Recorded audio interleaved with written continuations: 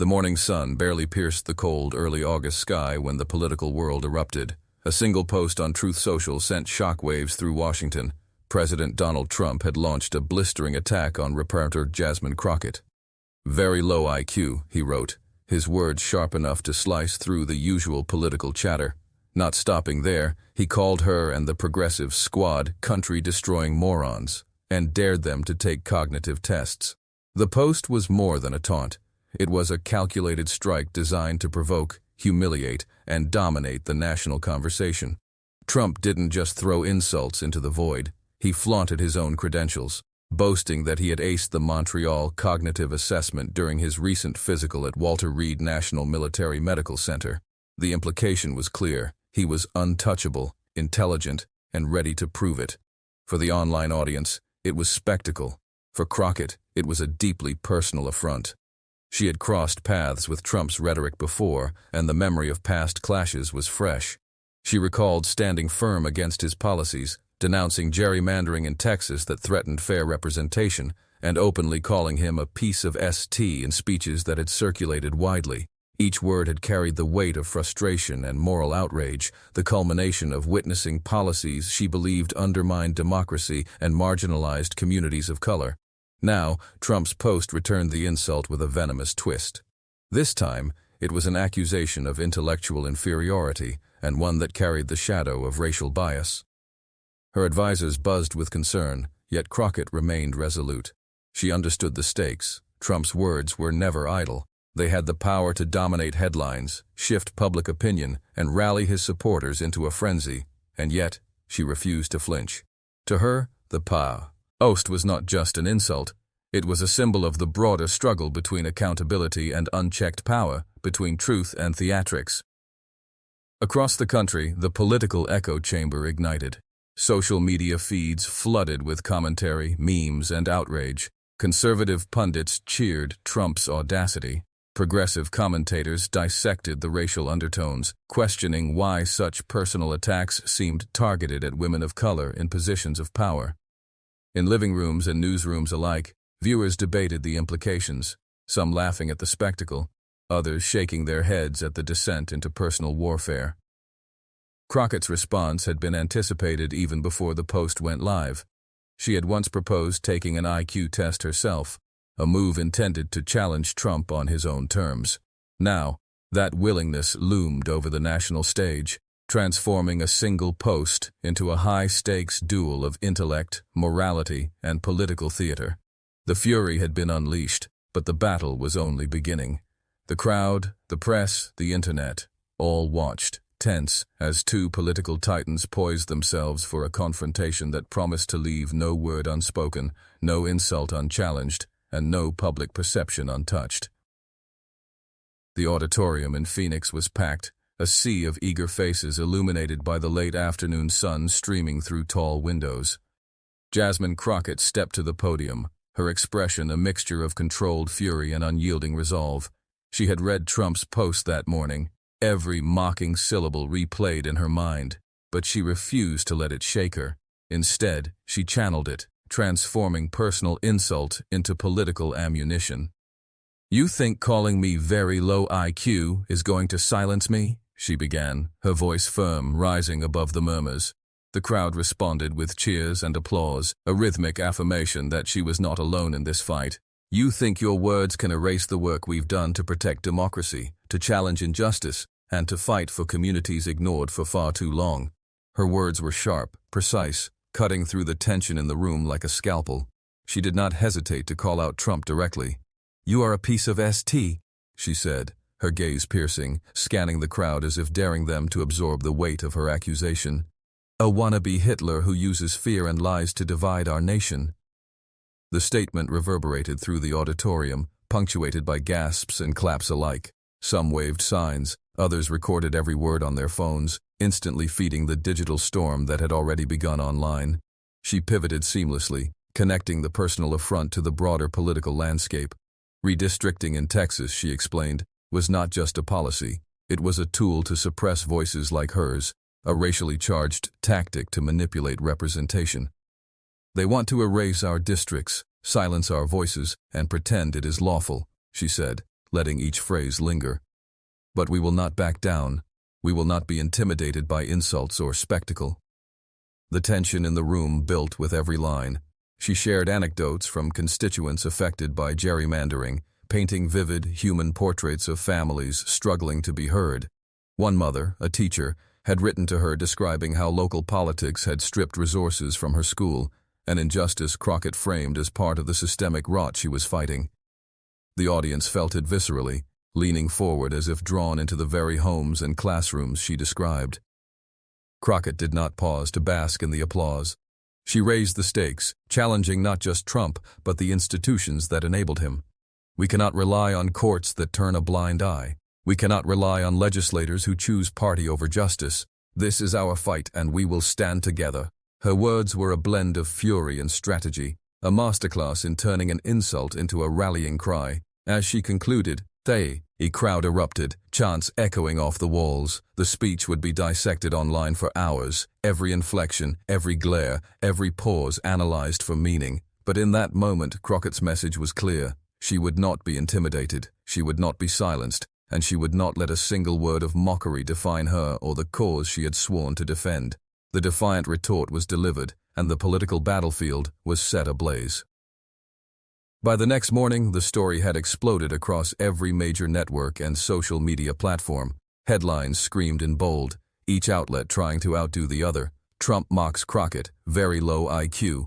Crockett fires back in fiery Phoenix speech. Political feud heats up on social media. The digital ecosystem was ablaze, each comment, meme, and retweet amplifying the tension like an echo in a cavern. Newsrooms buzzed with urgency, anchors debated the implications, pundits argued over the strategic and moral consequences, and journalists raced to frame the story in ways that would capture attention while maintaining credibility. Conservative commentators framed Trump's post as bold, unfiltered truth-telling, a president unafraid to call out what he saw as incompetence. Finally, someone willing to speak plainly, one anchor declared, leaning toward the camera with a smirk. On the opposite side, progressive analysts dissected the racial and gender undertones, pointing out how personal attacks like this had historically targeted people of color in power. This isn't a policy disagreement, this is intimidation, another commentator said, voice tight with indignation. Meanwhile, Twitter, Truth Social, and TikTok became battlegrounds of public sentiment.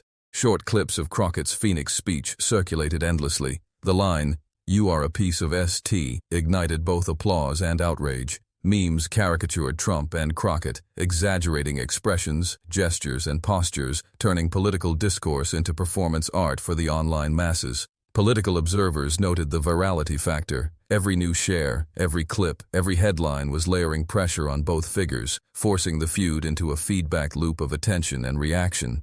Amid the chaos, Crockett's team monitored the media with laser focus. They knew perception was as critical as policy, that shaping the narrative could galvanize support or risk alienation. Each article, each broadcast was assessed for both immediate reaction and long-term impact. Crockett herself remained composed, understanding that the frenzy could not dictate her words or her strategy. The media storm was a tool, one to harness, not fear. The frenzy had a human dimension too. Constituents reached out in droves, sharing support, outrage, or advice. Emails, social media messages, and phone calls flooded her office. One teacher wrote, "Thank you for standing up, for showing that words have weight and courage matters." Another constituent expressed worry. This could escalate beyond politics into personal threats. The duality of elation and fear underscored the stakes. Crockett's every word now carried national, even historic weight. By the end of the day, the media frenzy had achieved its objective. The clash was no longer just between Crockett and Trump. It had become a mirror reflecting America's polarized political landscape, exposing the fault lines of race, gender, and ideology. The nation watched, waiting for the next move, the next retort, the next soundbite that could redefine the conversation. In this whirlwind, every gesture, glance, and phrase mattered, and every viewer felt like a witness to history unfolding in real time. The morning after Crockett's defiant speech, the nation awoke to a cacophony of opinions, debates, and viral takes. Across television screens, social media feeds, and morning talk shows, public reaction was fractured, polarized, and electric. Some celebrated Crockett as a courageous figure standing up to a former president's relentless provocations. Others dismissed her as overly confrontational, accusing her of fanning the flames of division rather than seeking solutions. Every street, every kitchen table, every office seemed to echo the same question: who had won this round? Supporters of Crockett flooded platforms with praise. Videos of her speech were shared with captions like, "Finally, someone calls Trump out," and "Jasmine Crockett isn't afraid of anyone." Political blogs dissected every sentence, highlighting her use of historical references, moral framing, and rhetoric designed to expose systemic injustice. She didn't just respond to the insult, one commentator noted. She reframed the entire conversation around accountability, fairness, and racial equity. For these viewers, Crockett embodied integrity and audacity, a voice willing to confront entrenched power structures without apology.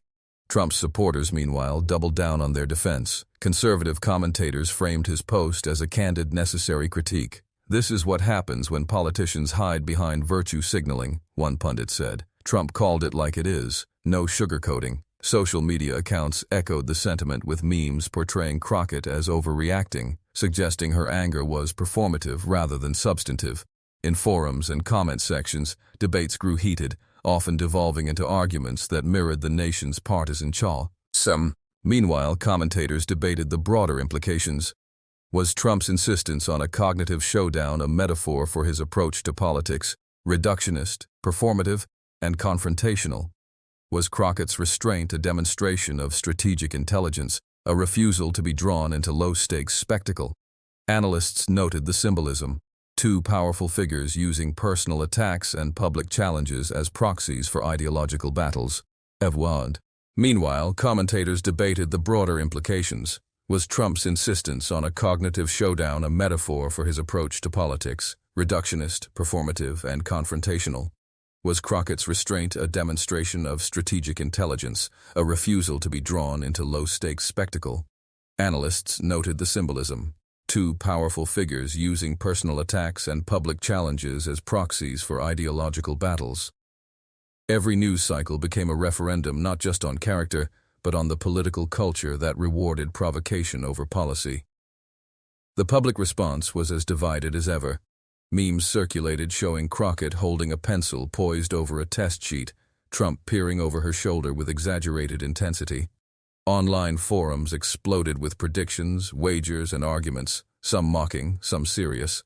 Amid the humor and chaos, the underlying stakes remained real. Public perception of competence, moral authority, and leadership style were all on the line. For Crockett, the cognitive test debate was more than a stunt. It was a mirror reflecting the absurdity of modern political warfare, a lens through which the country's obsession with personality over substance was laid bare. And yet, she recognized an opportunity to rise above insult and spectacle, to demonstrate that intellect, strategy, and moral clarity could not be measured by tests alone, but by courage, resilience, and the ability to hold power accountable in the court of public scrutiny. Behind the public feud, Jasmine Crockett's mind worked like a strategist in a high-stakes game of chess. Every insult, every challenge, every viral clip was part of a broader battlefield, one where perception could shift as easily as votes, and where the careful choreography of words could ignite movements. For Crockett, the confrontation with Trump was not a diversion. It was an opportunity to redefine herself, her mission, and the stakes of American politics.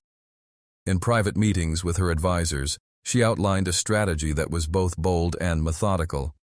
"We can't react emotionally," she said, voice measured but resolute.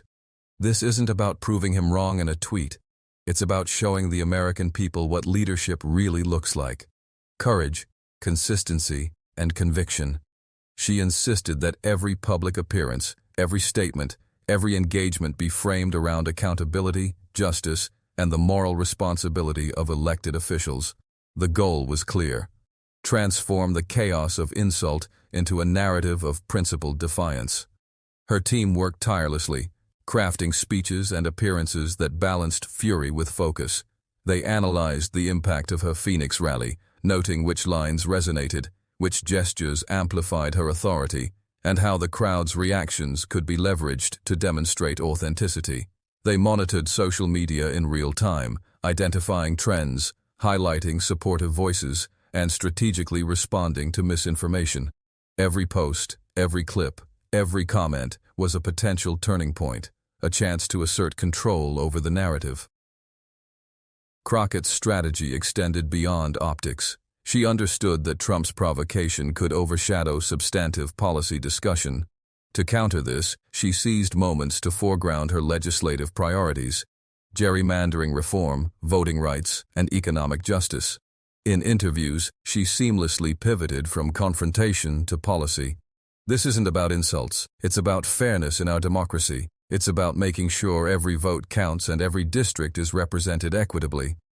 The message was clear. She would not be defined solely by his attacks. Yet the emotional calculus was equally important. Crockett was aware that anger could energize her base, but unchecked fury could alienate moderates. Her rhetoric needed to convey moral indignation without tipping into performative rage. In speeches, she employed pauses, glances, and tonal shifts, drawing the audience into her moral universe. She wanted them to feel her conviction, understand the stakes, and recognize that her fight was bigger than personal insult. It was a fight for principles. Outside strategy rooms and press briefings, Crockett moved through her constituency, engaging directly with voters and community leaders. She attended town halls, visited schools, and spoke to grassroots organizations, grounding her high-profile feud in tangible human realities. Each handshake, each conversation, each shared concern was a reinforcement of the narrative she was building. A leader who could navigate national spectacle with intelligence, empathy, and unwavering commitment. By turning Trump's provocations into a stage for principled action, Crockett not only defended herself but also redefined the parameters of political engagement. In a world where insults often dominate headlines, she demonstrated that strategy, moral clarity, and courage could transform confrontation into opportunity, and that every calculated move could reshape both perception and policy. The nation barely had time to digest Crockett's defiant strategy before Trump struck back, his words detonating across television screens, social media feeds, and political talk shows. In a series of posts on Truth Social, he doubled down, calling Crockett and the progressive squad radical left lunatics and reiterating the cognitive test challenge with the same braggadocio that had become his trademark. The posts were calculated, theatrical, designed to dominate attention and force a response. In interview, later that day, Trump framed his words as an assertion of authority. "They want to run the country into the ground," he told a camera crew, voice rising with conviction. "They don't have the intelligence or the courage to lead. I took the test, aced it. Let's see if they can keep up." His rhetoric was less about policy than spectacle, a verbal performance that sought to cement him as a figure unafraid to confront critics head-on. Newsrooms exploded with analysis. Commentators dissected his tone, timing, and choice of words, speculating on the impact of the escalating feud. Conservatives praised the clarity and directness, arguing that Trump was unafraid to call out incompetence. Progressives and moderates, however, decried the continued personal attacks, framing them as symptomatic of a culture where political discourse had become performative and divisive. Social media lit up with reactions, GIFs of Crockett's speeches interspersed with Trump's posts, users debating who had the upper hand in this escalating verbal chess game. Inside Crockett's office, the atmosphere was tense but focused. Advisors emphasized the importance of maintaining composure, of avoiding escalation while still asserting moral authority. Crockett read Trump's latest posts with a measured gaze, then closed her eyes for a moment, centering herself. She understood the stakes. Every public statement, every gesture, every pause would be dissected, quoted, and weaponized. Later, in a live interview, Crockett's response was precise and controlled. "Calling me a radical left lunatic doesn't change the fact that policies he supports harm everyday Americans," she said, voice steady but charged with indignation. "This isn't about me personally, it's about accountability, about fairness, and about ensuring that power serves the people, not just himself." Her words carried the weight of restraint, a strategic blend of moral clarity and emotional resonance. Trump's retaliatory remarks also stirred the public further, reinforcing the divide. Supporters rallied behind him, sharing clips and memes, celebrating his boldness and framing Crockett's poise as weakness. Opponents highlighted the ongoing personal attacks, framing them as proof that Trump's focus on spectacle came at the expense of governing responsibly. In living rooms, offices, and online forums, the debate intensified, illustrating just how intertwined personal conflict, media amplification, and political narrative had become. As the day ended, it was clear that this was more than a feud. It was a contest of strategy, morality, and public perception. Each remark, each post, each speech now functioned as a move on a high-stakes chessboard. The nation watched, polarized and riveted, as two political titans navigated the volatile intersection of personality, policy, and public opinion. The confrontation had entered a new, more dangerous phase, one that would shape narratives, influence voters, and define political norms for months to come. As the public feud intensified, a deeper, more uncomfortable layer of the confrontation came into focus. Race. Crockett's team, media analysts, and political commentators alike began dissecting Trump's very low IQ remark through the lens of historical and systemic bias. To many, it was not merely a critique of competence. It was emblematic of a pattern in which people of color, particularly women in positions of power, were subjected to personal attacks that carried racial undertones. Jasmine herself did not shy away from the reality. In an intimate interview with a national news outlet, she leaned forward, eyes steady, voice measured yet charged. "This isn't just about me," she said. "It's about the countless black leaders, women of color, and marginalized voices who are told, implicitly or explicitly, that they are less capable, less deserving, or less intelligent. That's not politics. That's prejudice wrapped in spectacle." Her words resonated far beyond the studio, echoing in classrooms, town halls, and online forums across the nation. Trump's defenders countered swiftly, pointing out that he had used similar language against white individuals, from President Joe Biden to actors like Robert De Niro. "He's blunt, but not racist," one commentator insisted. "He calls out anyone he thinks is incompetent, regardless of background."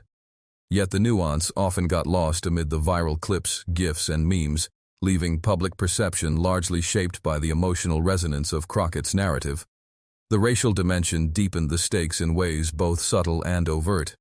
Every public appearance Crockett made was now filtered through dual lenses, her political message and her identity. A pause, a glance, a gesture could be interpreted as a response not just to insult, but to centuries of systemic marginalization. She understood that her very presence, her composure under attack, was itself a statement, an embodiment of resilience and leadership that defied the assumptions embedded in the insult. Community reactions were immediate and impassioned. Grassroots organizations issued statements of support, emphasizing the importance of representation and the danger of personal attacks that disproportionately target marginalized voices. Town halls erupted with discussion. Parents, teachers, and young leaders debated how racialized rhetoric affected public perception, political engagement, and the broader discourse on equality. The conversation moved beyond the immediate feud, touching on education, voting rights, and systemic barriers that had long gone unchallenged. For the media, the racial framing created a second wave of attention. Pundits debated not just the insult itself, but its historical resonance. Clips of Crockett speaking passionately about systemic inequities were juxtaposed with Trump's posts, highlighting a contrast between lived experience and performative bravado.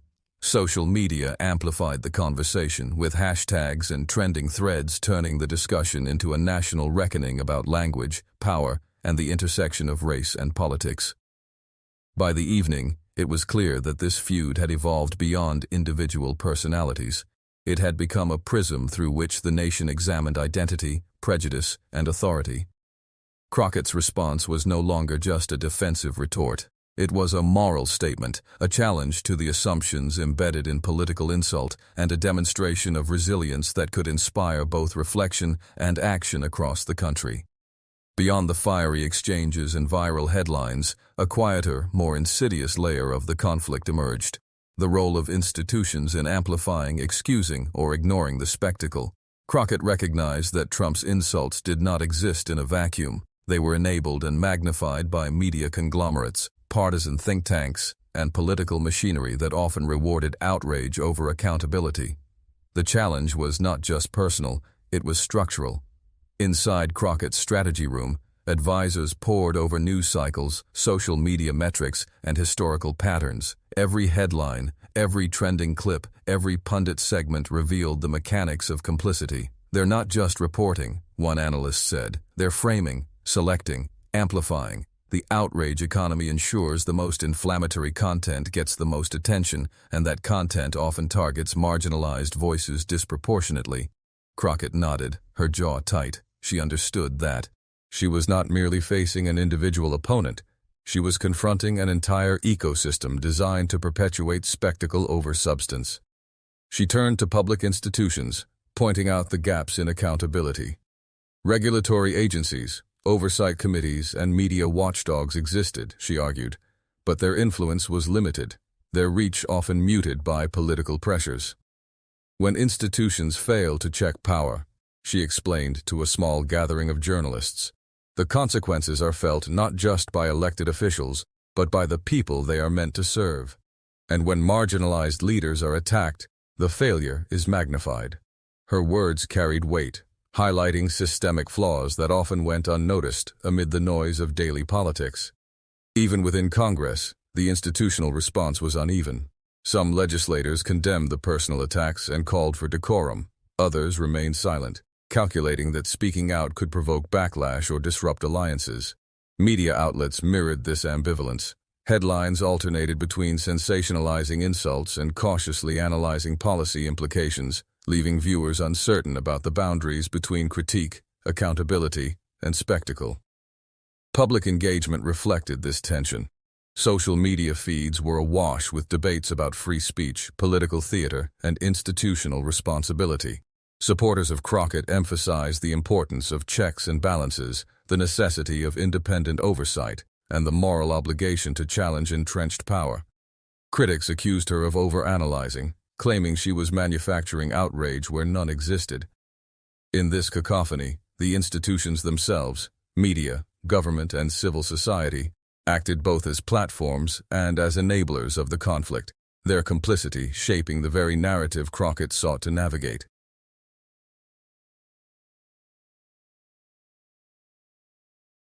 Crockett's response was calculated yet morally fierce. She acknowledged the structural realities while refusing to cede the moral high ground.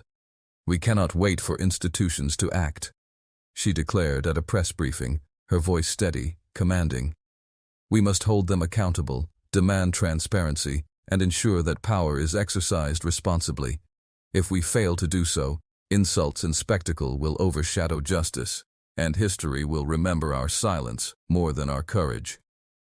By framing the feud through the lens of institutional complicity, Crockett transformed a personal conflict into a national conversation about accountability, ethics, and the mechanisms of power. The fight had become larger than personalities. It was a reckoning with the structures that allow abuse to flourish and resilience to be tested. The political tempest surrounding Crockett and Trump had grown beyond tweets, speeches, and viral clips. It had become a national debate, unfolding across cable news panels, social media, town halls, and editorial pages. Americans were divided not just on policy, but on tone, temperament, and the very nature of political discourse. Every word Crockett and Trump spoke was scrutinized, dissected, and amplified, with the public acting as both witness and judge. In the halls of Congress, the tension was palpable. Members whispered in corridors, strategically choosing whether to condemn, defend, or stay silent.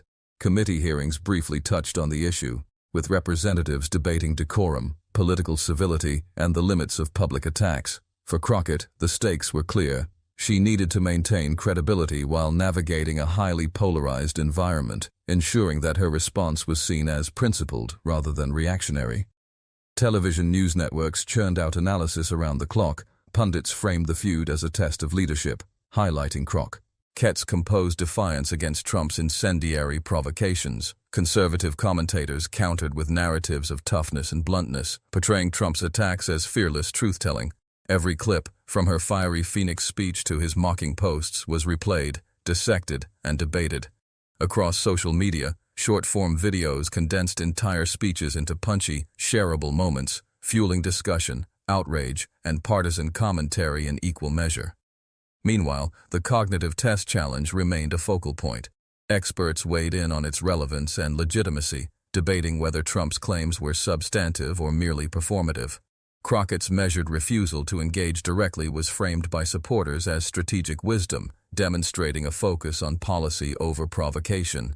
Critics, however, labeled it evasive, arguing that any refusal could be perceived as weakness. In this charged environment, every gesture, every phrase, every facial expression was magnified, leaving little room for nuance.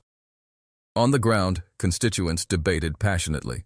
Town halls filled with citizens arguing over ethics, governance, and the morality of public insults.